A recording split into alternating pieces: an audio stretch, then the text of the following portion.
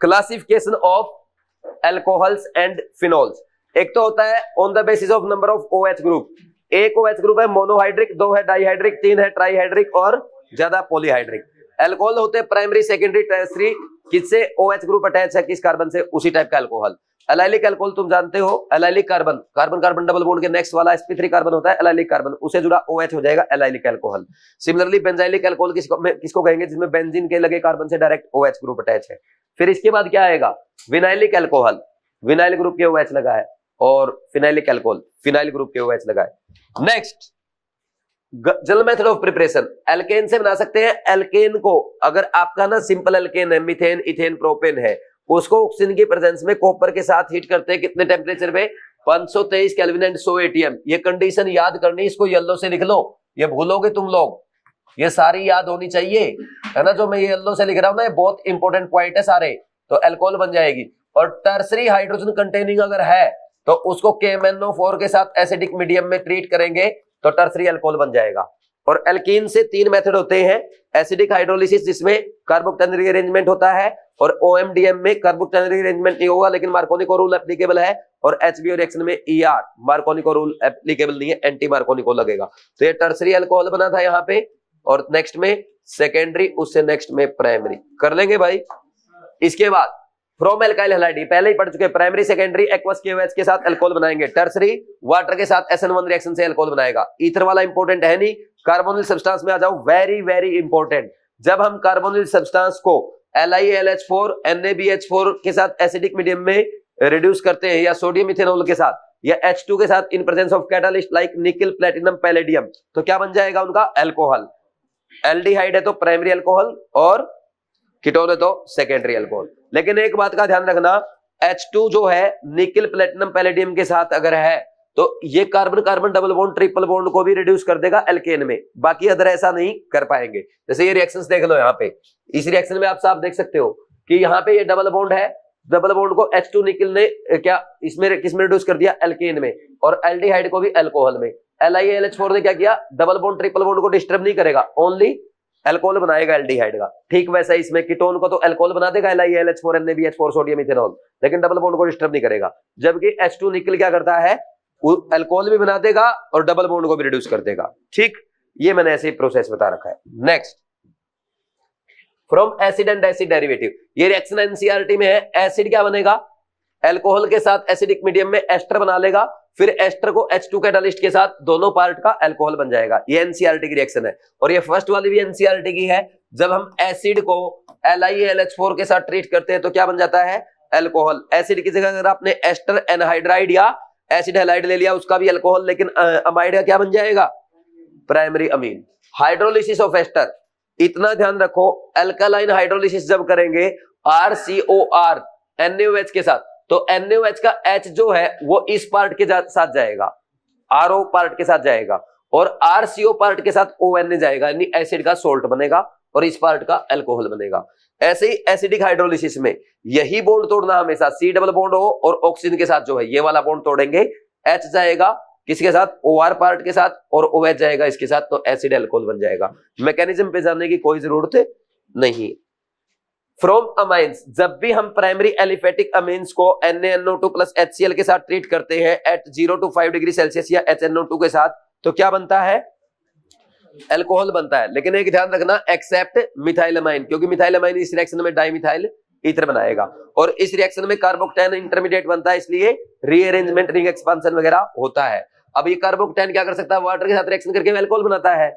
Cl- और NO2- है, इनके साथ भी ये माइनर प्रोडक्ट दे सकता है, और अल्कोहल खुद ही उसके ऊपर अटैक कर दे तो ईथर भी बन सकता है। तो ये माइनर प्रोडक्ट बनते हैं, लेकिन आपको मेजर का ध्यान रखना है, कर लेंगे।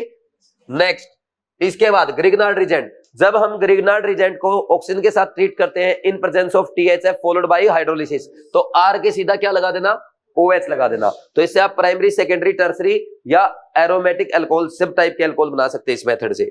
फिर इसके बाद आएगा प्राइमरी अल्कोहल, कैसे बनाएंगे, जब हम फॉर्मेल्डिहाइड को ट्रीट करेंगे with Grignard reagent followed by hydrolysis, क्या बनेगा, प्राइमरी अल्कोहल। और सेकेंडरी अल्कोहल कैसे बनेगा, हम रिएक्शन कराएंगे किसकी, ग्रिग्नार्ड रिजेंट की विद एल्डिहाइड एक्सेप्ट फॉर्मेल्डिहाइड, क्योंकि फॉर्मेल्डिहाइड क्या बनाता है, primary alcohol followed by hydrolysis, क्या बन जाएगा, प्राइमरी अल्कोहल बन जाएगा, सेकेंडरी अल्कोहल बन जाएगा। तो आपके सिलेबस में बस यही है, ये एक्स्ट्रा मैंने करवा रखी है कि जब आप फॉर्मेट एस्टर को ट्रीट करेंगे ग्रिग्नार्ड रीजेंट के साथ फॉलोड बाय हाइड्रोलिसिस, क्या बन जाता है, इसमें भी आपका सेकेंडरी अल्कोहल बनता है। नेक्स्ट टर्सरी अल्कोहल, जब हम कीटोन को ट्रीट करेंगे with Grignard reagent followed by hydrolysis, क्या बनता है, टर्सरी अल्कोहल बनता है। बस ये यहां तक एनसीईआरटी में है। फिर इसके बाद एस्टर ले लिया आपने, एक्सेप्ट फॉर्मेट एस्टर, तो यहां पे ग्रिग्नार्ड रीजेंट के साथ रिएक्शन कराया तो पहला तो ये SNAE रिएक्शन होगी, ये OR गया एसिड डेरिवेटिव का, तो यहां पे ये कीटोन बन गया, फिर कीटोन ग्रिग्नार्ड रीजेंट के साथ followed by hydrolysis tertiary alcohol बना लेगा। तो ये एक्स्ट्रा है, करो तो कर दो नहीं तो छोड़ दो। नेक्स्ट इसके बाद ये भी एक्स्ट्रा है, एस्टर की बजाय एसिड डेरिवेटिव ले लेंगे, वो भी ग्रिग्नार्ड रीजेंट के साथ SNAE रिएक्शन देगा, हैलाइड गया, वहां पे इसका एनायन आ जाएगा R-, तो फिर उसके बाद Grignard reagent followed by hydrolysis फिर टर्सरी अल्कोहल बना लेगा। और इथाइल एस्टर अगर आप इथाइल कार्बोनेट अगर आपको दिया है तो ग्रिग्नार्ड रीजेंट के साथ रिएक्शन कराओ 2 मोल, तो ये दोनों हट जाएंगे, OC2H5, यहाँ पे 2 R आ गए, कीटोन बन गया, फिर एक और Grignard reagent followed by hydrolysis symmetric tertiary alcohol बना लेगा। तो ये IIT एडवांस में आता है, आपके सिलेबस में नहीं है, इसको आप छोड़ सकते हो। आप सीधा याद रखो, फॉर्मेल्डिहाइड ग्रिग्नार्ड रीजेंट के साथ followed by hydrolysis primary alcohol, aldehyde except formaldehyde reaction with Grignard reagent followed by hydrolysis secondary alcohol, Grignard reagent with acetone followed by hydrolysis tertiary alcohol, बस इतना आना चाहिए आपको। नेक्स्ट ये लास्ट है भाई, कमर्शियल प्रिपरेशन ऑफ अल्कोहल, ये बहुत ही इंपॉर्टेंट है, जेईई मेंस में क्वेश्चन आते हैं, नीट में भी आएंगे। पहला क्वेश्चन क्या बनता है, मिथेनॉल बनाएंगे कैसे, कार्बन मोनोऑक्साइड को हाइड्रोजन के साथ ट्रीट करते हैं इन presence of catalyst zinc oxide and chromium oxide. ठीक, कंडीशन क्या है, 200 से 300 ATM प्रेशर और 573 से 673 केल्विन टेम्परेचर, मिथेनॉल बन जाएगा।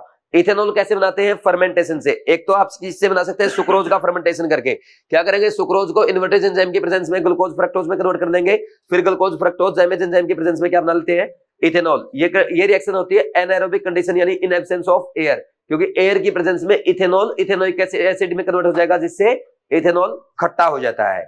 और अगर स्टार्च आपको दे दिया तो स्टार्च का क्या करेंगे, डायस्टेज एंजाइम की प्रेजेंस में माल्टोज बनेगा, फिर माल्टोज का हाइड्रोलिसिस करेंगे, माल्टेज एंजाइम की प्रेजेंस में ग्लूकोज बनेगा, और फिर ग्लूकोज से जाइमेज एंजाइम की प्रेजेंस में क्या बन जाता है, इथेनॉल। तो यहाँ पे इनका सीक्वेंस याद करना, स्टार्च से इथेनॉल बनाने के लिए डायस्टेज एंजाइम, देन माल्टेज और फिर जाइमेज, इस सीक्वेंस में यूज किए जाते हैं। DMZ अल्फाबेटिकल ऑर्डर है। ठीक, इन्वर्टेज माल्टेज जाइमेज यीस्ट से मिलते हैं और डायस्टेज स्टार्च से मिलता है।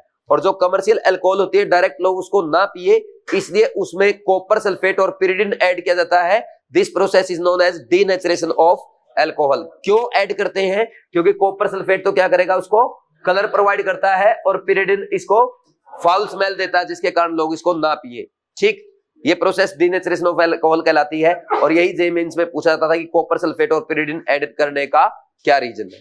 Physical properties of alcohol, physical state, up to 11 carbon तो लिक्विड होते हैं, हायर सॉलिड होते हैं, डेंसिटी वाटर की ज्यादा होती है अल्कोहल से।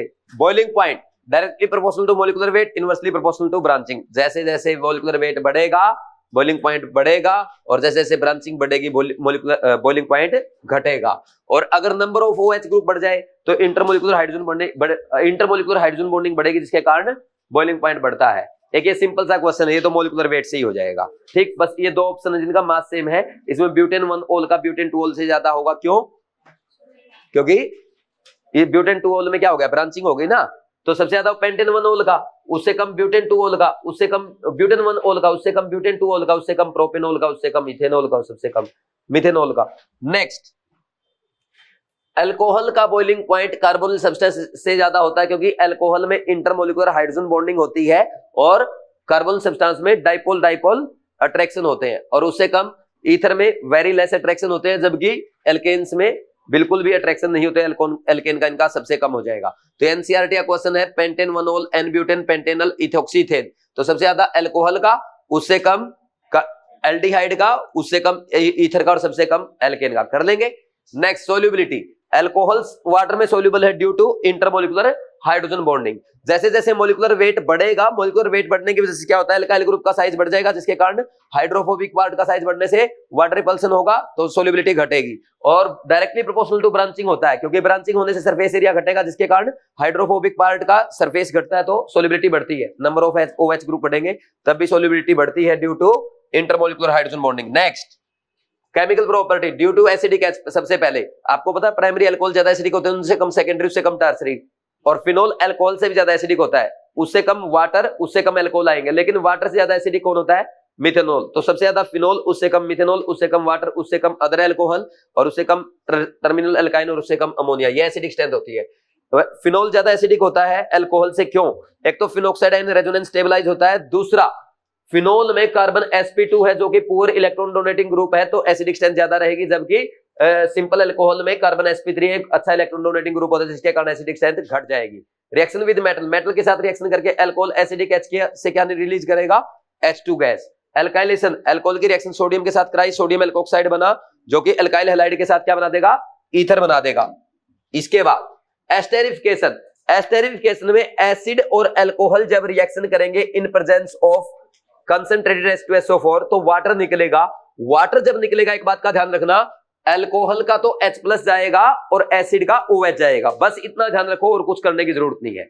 और rate of esterification inversely proportional to steric hindrance. Alcohol हो या acid, as steric hindrance increase, rate of esterification decrease. Next acylation, acylation very very important, यहां ध्यान देना भाई।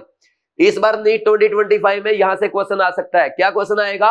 अराइल अल्कोहल या सिंपल अल्कोहल की रिएक्शन जब हम एसिटाइल क्लोराइड के साथ करते हैं इन प्रेजेंस ऑफ पिरिडिन, क्या बनेगा? एस्टर बनेगा। और जो HCl निकलेगा वो न्यूट्रलाइज कर दिया जाएगा पिरिडिन के द्वारा, जिसके कारण ली चैटलियर प्रिंसिपल के according equilibrium move in forward direction. और ये NCERT में भी लिखा है। तो अल्कोहल का H+ और एसिटाइल क्लोराइड का Cl HCl की फॉर्म में न्यूट्रलाइज हो जाता है, किसके द्वारा? पिरिडिन के द्वारा, और प्रोडक्ट बन जाता है एस्टर। नेक्स्ट वेरी इंपॉर्टेंट, ये सैलिसिलिक एसिड की रिएक्शन जब एसिटाइल क्लोराइड के साथ कराई जाती है इन प्रेजेंस ऑफ पिरिडिन, तो यहां से HCl निकलेगा और क्या बन जाएगा? ये एस्पिरिन बन जाएगा, जिसको एसिटाइल सैलिसिलिक एसिड भी कहते हैं, या 2 इथेनॉल ऑक्सी बेंजोइक एसिड भी इसका नेम होता है। ठीक, अब इसके बारे में क्या याद करना है? जैसे IIT एडवांस ने बहुत अच्छा क्वेश्चन पूछा था, ये रिएक्शन दे दी और प्रोडक्ट की प्रॉपर्टी पूछ ली थी। प्रोडक्ट क्या बन रहा है? एस्पिरिन। एस्पिरिन क्या होता है? एंटीपायरेटिक होता है, एनाल्जेसिक होता है, और एंटी इन्फ्लेमेटरी होता है। इस पैटर्न का क्वेश्चन अगर एग्जाम में पूछ लिया तो बच्चे बोले केमिस्ट्री इन एवरीडे लाइफ का, लेकिन ये अल्कोहल की NCERT में लिखा है। ठीक, नेक्स्ट बेंजोइलेशन में क्या होता है? जब यहाँ पे आप क्या करेंगे? एसिटाइल क्लोराइड की जगह क्या ले लेंगे? बेंजीन कार्बोनिल क्लोराइड ले लेंगे, तो वहां पे जहां पे आप मिथाइल ग्रुप लिख रहे थे वहां पे फिनाइल ग्रुप आ जाएगा। बस क्या हो जाएगा? बेंजोइलेशन हो जाएगा। और यहाँ पे मिथाइल अल्कोहल की रिएक्शन यहाँ पे बेंजीन कार्बोनिल क्लोराइड के साथ शॉर्टन-बाउमन रिएक्शन कहलाती है। इसके बाद क्या आएगा? Reaction with Grignard reagent. अरे अल्कोहल के पास क्या होता है? Acidic H. कोई भी ग्रिगनार्ड रिएजेंट एसिडिक एच के साथ क्या देता है?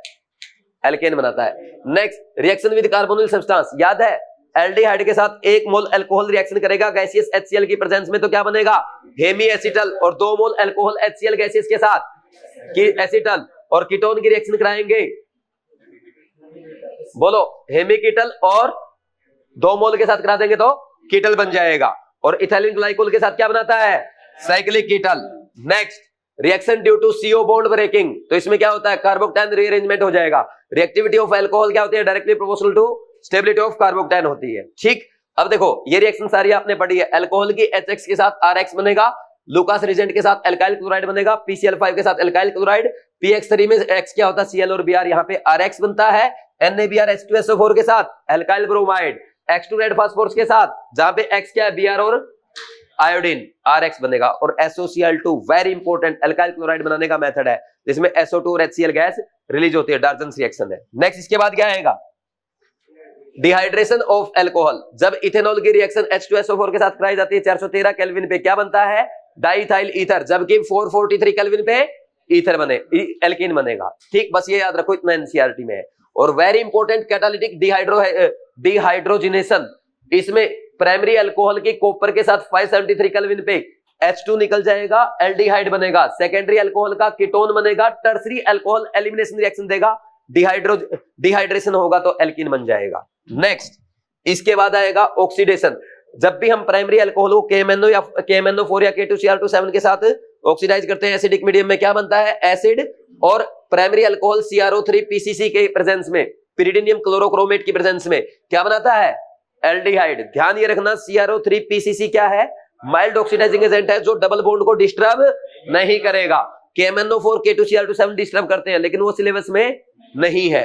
नेक्स्ट सेकेंडरी अल्कोहल के साथ ये क्या दे देगा? माइल्ड ऑक्सीडाइजिंग एजेंट कीटोन दे देगा। और टेस्ट ऑफ अल्कोहल में एक इंपॉर्टेंट है जो NCERT में, लुकास टेस्ट।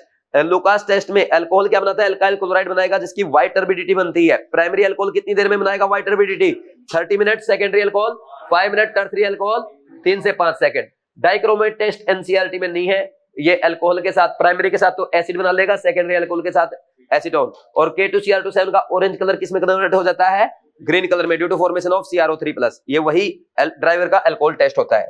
नेक्स्ट ये छोड़ दो विक्टर मेयर टेस्ट पूरा ही, और इसमें याद करना है ना विक्टर मेयर टेस्ट का रीजेंट ये होते हैं, सीक्वेंस में देखा। और इसमें ध्यान रखो विक्टर मेयर टेस्ट में प्राइमरी अल्कोहल क्या देता है, red colour, secondary blue colour, tertiary colourless. और लास्ट में ये बेंजोइक एसिड है, इसकी अल्कोहल या फिनोल के साथ रिएक्शन करेंगे तो क्या होगा, एस्टेरिफिकेशन, एसिड का OH जाएगा और अल्कोहल का H+ जाएगा, तो यहां पे बनेगा मिथाइल सैलिसाइलेट और यहां बनेगा फिनाइल सैलिसाइलेट। और इसकी सैलिसिलिक एसिड की रिएक्शन अगर हम किसके साथ कराएंगे, एसिटाइल क्लोराइड के साथ इन प्रेजेंस ऑफ pyridine या एसिटिक एनहाइड्राइड के साथ H+ के प्रेजेंस में, तो एसिटाइलेशन हो जाएगा, ये एस्पिरिन बन जाता है। फिनोल्स, फिनोल का टेस्ट क्या होता है, ये FeCl3 के साथ वॉयलेट कलर देता है। और ना कि ओनली फिनोल बल्कि इनोल्स भी देंगे, यानी इनोल जहां पे कार्बन कार्बन डबल बॉन्ड के OH लगा है, लेकिन अल्कोहल ये टेस्ट नहीं देते हैं। फिर इसके बाद आ जाओ general method of preparation of phenols, एक साथ सारे पढ़ो। फिनोल बनाने के लिए बेंजीन की रिएक्शन कराओ V2O5 के साथ एट 350 डिग्री सेल्सियस। और क्लोरोबेंजीन से कैसे बनाएंगे, ये इंपॉर्टेंट रिएक्शन एग्जाम में पूछी जाती है। NaOH के साथ रिएक्शन कराएंगे, कंडीशन क्या होगी, 623 kelvin and 300 ATM, JEE Mains ने पूछा था। फिर इसमें एसिड डाल दो, फिनोल बन जाएगा। नेक्स्ट, अगर फिनोल के ऑर्थोपोसन पे क्लोरीन लगा है, रेनी निकल के साथ ट्रीट करो, क्लोरीन रिड्यूस हो जाएगा। फिनाइल मैग्नीशियम ब्रोमाइड है, RMgX है ये, इसको O2 के साथ इन presence of THF followed by hydrolysis. Next इसके बाद अगर एनिसोल है उसको HiHBr के साथ हीट कर दो तो फिनोल बन जाएगा और मिथाइल ब्रोमाइड आयोडाइड और मिथाइल आयोडाइड बन जाएगा। ठीक, यहाँ पे अगर सैलिसिलिक एसिड दे रखा है उसको सोडा लाइम के साथ हीट कर दो, उसमें फिर H+ डाल देना, क्या बन जाएगा, CO2 उड़ जाएगा, फिनोल बन जाएगा। अगर एस्टर दे रखा है आपको, फिनाइल एस्टर दे रखा है ये, तो इसमें क्या करोगे, इसको हाइड्रोलिसिस कर दो एसिडिक, तो H इसके लग जाएगा, उसके OH एसिड बन जाएगा और फिनोल बन जाएगा। और अगर बेंजीन सल्फोनिक एसिड है फ्यूज्ड NaOH के साथ 350 डिग्री सेल्सियस में फॉलोड बाय हाइड्रोलिसिस, क्या बन जाएगा, फिनोल बन जाएगा। एनिलीन से बेंजीन डाइजोनियम सॉल्ट बना के उसमें वार्म वाटर डाल दो तो क्या बन जाएगा, फिनोल बन जाएगा। Next very very important, from cumin. Cumin से कैसे बनाएंगे, क्यूमिन की ऑक्सीजन के साथ रिएक्शन कराओगे, क्यूमिन पेरोक्साइड बनेगा जो एसिडिक हाइड्रोलिसिस करने पे फिनोल बनाता है और साथ में एसीटोन बनाता है। साइड प्रोडक्ट भी इस रिएक्शन में पूछा जाता है, एक तो ये दोनों प्रोडक्ट पूछे जाते हैं और एक ये बीच का इंटरमीडिएट पूछा जाता है। कर लोगे, हो सकता है एग्जामिनर ये दोनों देके ये भी पूछ ले, फिर भी कर लोगे, very good. Next, physical properties, boiling point 180 degree Celsius, कोई इंपॉर्टेंस नहीं है। फिनोल कलरलेस होता है लेकिन लाइट और एयर में ऑक्सीडाइज हो जाता है बेंजोक्विनोन में, जिसके कारण इसका पिंक कलर आ जाता है। और ये वाटर में कम सोल्यूबल है due to large phenyl group. और कैसे यूज किया जाता है इसको, लो कंसंट्रेशन पे एज एन एंटीसेप्टिक और हाई कंसंट्रेशन पे डिसइंफेक्टेंट। केमिकल प्रॉपर्टीज, भाई एसिडिक स्ट्रेंथ आपको पता है, इसके एसिडिक H होता है इसके पास, लेकिन एसिडिक स्ट्रेंथ में अगर बात करें सबसे ज्यादा स्ट्रॉन्ग एसिड होते हैं सल्फोनिक एसिड, उससे कम कार्बोक्सिलिक एसिड, फिर फिनोल, उससे कम मिथेनॉल, उससे कम वाटर, उससे कम अल्कोहल, उससे कम अल्काइन, उससे कम अमोनिया, पहले ही बता चुका हूं। अब फिनोल में जितने ज्यादा -M ग्रुप बढ़ते जाएंगे, एसिडिक स्ट्रेंथ बढ़ती जाएगी, तो 1 से ज्यादा 2 की, 2 से ज्यादा 3 की, 3 से ज्यादा 4 की, और पीके का ऑर्डर उल्टा हो जाएगा। ऑर्थो मेटा पैरा नाइट्रोफिनोल में अगर आपसे पूछ लिया जाए तो इसमें क्या करोगे, मेटा नाइट्रोफिनोल की तो एसिडिक स्ट्रेंथ कम होगी क्योंकि वहां पे वो -M की बजाय -I का काम कर रहा है। ऑर्थो और पैरा की ज्यादा होगी, लेकिन ऑर्थो और पैरा में किसकी ज्यादा होती है, पैरा की, क्योंकि ऑर्थो नाइट्रोफिनोल में इंट्रामोलिकुलर हाइड्रोजन बॉन्डिंग की वजह से वो H+ है नहीं निकल पाता, तो पैरा की सबसे ज्यादा, उससे कम ऑर्थो की, सबसे कम मेटा की, पीके का ऑर्डर उल्टा हो जाएगा। बॉइलिंग पॉइंट पूछने से ऑर्थो और पैरा नाइट्रोफिनोल में किसका ज्यादा होता है, पैरा नाइट्रोफिनोल का, due to intermolecular hydrogen bonding. और क्या बोलेंगे, वेपर प्रेशर किसका ज्यादा हो जाएगा, ऑर्थो नाइट्रोफिनोल का, inversely proportional to boiling point होता है। एसिडिक नेचर, देखो ये मेटल के साथ और सोडियम हाइड्राइड के साथ रिएक्शन करके फिनोल हो या अल्कोहल, ये H2 गैस देंगे। फिनोल NaOH के साथ रिएक्शन करके न्यूट्रलाइजेशन रिएक्शन देता है, वाटर बनेगा। लेकिन अल्कोहल ये रिएक्शन नहीं देगा क्योंकि वाटर अल्कोहल से ज्यादा एसिडिक होता है। कोई भी एसिड बेस के साथ रिएक्शन करके अपने से ज्यादा एसिडिक सब्सटेंस नहीं देता है। ये पॉइंट मैंने यहाँ पे लिखवा रखा है। पिक्रिक एसिड ज्यादा एसिडिक है, उससे कम कार्बोक्सिलिक एसिड, उससे कम H2CO3, उससे कम फिनोल। अब फिनोल की अगर आप NaHCO3 के साथ रिएक्शन कराओगे तो सोडियम फिनोक्साइड प्लस H2CO3 बनना चाहिए, लेकिन H2CO3 तो क्या है, फिनोल से ज्यादा एसिडिक है, तो ये भी NaHCO3 के साथ रिएक्शन नहीं करेगा, क्योंकि वो फिनोल अपने से ज्यादा एसिडिक सब्सटेंस नहीं बना सकता। लेकिन पिक्रिक एसिड और कार्बोक्सिलिक एसिड ये रिएक्शन देंगे, क्योंकि वो दोनों H2CO3 से स्ट्रॉन्ग एसिड है। और H2CO3 जब बनता है वो CO2 और वाटर में टूट जाता है। ठीक, CO2 और वाटर में जब टूटेगा तो इससे क्या होगा, CO2 के एफरवेसेंसेस रिलीज होते हैं। तो जब हम पिक्रिक एसिड या कार्बोक्सिलिक एसिड को NaHCO3 के साथ ट्रीट करते हैं तो एफरवेसेंसेस ऑफ CO2 बनेंगे। तो इस पैटर्न का क्वेश्चन आ सकता है, कौन एफरवेसेंसेस देगा। ठीक, फिनोल अल्कोहल नहीं देता है, पिक्रिक एसिड या कार्बोक्सिलिक एसिड देगा। बाकी मैंने ये समरी करवा रखी है। Next reaction due to acidic H, NaOH के साथ तो सोडियम फिनोक्साइड बनाएगा, फिर सोडियम फिनोक्साइड एनायन का काम करेगा, अल्काइल हैलाइड के साथ SN2 रिएक्शन देगा। नेक्स्ट RMGX के साथ एल्केन बनेगा, और एसिटाइल क्लोराइड के साथ इसमें क्या होगा, एसिटाइलेशन रिएक्शन हो जाएगी इन प्रेजेंस ऑफ पिरिडिन। ठीक, कर दोगे। Next reaction with zinc dust, phenol zinc dust को किसमें कन्वर्ट कर देगा, बेंजीन में, और अमोनिया के साथ रिएक्शन कराओगे in presence of salts at higher temperature तो एनिलीन बन जाता है। Next very very important NCERT की रिएक्शन है, फिनोल को Na2Cr27 के साथ H2SO4 की प्रेजेंस में क्या बनाएगा, बेंजोक्विनोन। बहुत इंपॉर्टेंट रिएक्शन एग्जाम में पूछी जा सकती है। नेक्स्ट रिएक्शन NCERT में नहीं है, स्किप कर सकते हो। इसके बाद reaction due to benzene, benzene के कारण तो प्लस M ग्रुप है, ऑर्थो पैरा डायरेक्टर, ऑर्थो और पैरा आइसोमर बनेंगे। तो ब्रोमिनेशन करोगे, अगर आपने नॉन पोलर या लेस पोलर सब्सटेंस के साथ करा तो मोनोब्रोमिनेशन होगा, ऑर्थो पैरा प्रोडक्ट बनेंगे, पैरा मेजर होगा। और अगर आपने ब्रोमीन वाटर के साथ करा तो इसमें ट्राई ब्रोमो प्रोडक्ट बनता है, जो आपने ऑलरेडी GOC2 में भी पढ़ा था। ठीक, ये व्हाइट PPT बनती है। और यहाँ पे एनिलीन की रिएक्शन चाहे किसी के साथ कराओ, नॉन पोलर या पोलर, हमेशा क्या बनेगा, ट्राई ब्रोमो प्रोडक्ट बनेगा। और जब हम ये सल्फोनिक एसिड में पैरा पे OH लगा दिया, इसकी रिएक्शन Br2 वाटर के साथ कराएंगे तो इसमें ट्राई ब्रोमो प्रोडक्ट बनता है, हमेशा ध्यान रखना। नाइट्रेशन में क्या होगा, HNO3 H2SO4, मोनो नाइट्रेशन में तो क्या करेगा, ऑर्थो पैरा प्रोडक्ट बनाएगा, ऑर्थो ज्यादा स्टेबल होगा, मेजर प्रोडक्ट बनेगा due to intramolecular hydrogen bonding, जबकि कंसंट्रेटेड HNO3 और H2SO4 से क्या बनेगा, पिक्रिक एसिड बनता है। नेक्स्ट फिनोल के साथ क्या होगा,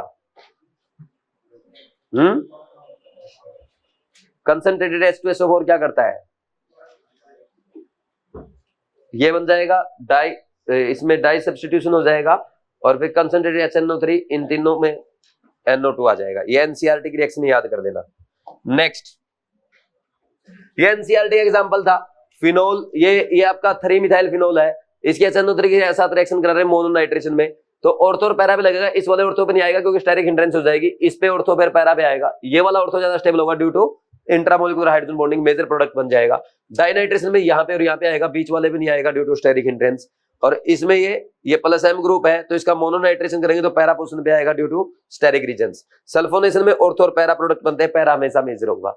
नेक्स्ट फ्रीडल-क्राफ्ट रिएक्शन में अल्काइलेशन हो या एसाइलेशन, ऑर्थो और पैरा प्रोडक्ट बनेंगे, पैरा मेजर होगा। रामल-डायमंड रिएक्शन में क्या होता है, जब फिनोल की रिएक्शन CHCl3 क्लोरोफॉर्म के साथ कराते हैं, KOH की प्रेजेंस में क्या बन जाएगा, सैलिसिल्डिहाइड बन जाता है, और CCl4 के साथ रिएक्शन करने पे सैलिसिलिक एसिड बन जाएगा। Next Kolbe's reaction, very very important, phenol की रिएक्शन NaOH के साथ कराई, सोडियम फिनोक्साइड बनेगा, जो CO2 को H+ के साथ क्या बना देता है, फिर सैलिसिलिक एसिड बना देता है। याद करना है, हाइड्रोजनेशन, फिनोल का हाइड्रोजनेशन करेंगे तो क्या बन जाएगा, साइक्लोहेक्सेनोल। हीट कर दो एल्कीन, एल्कीन की फिर रिएक्शन करा लो, जो आपको करानी है।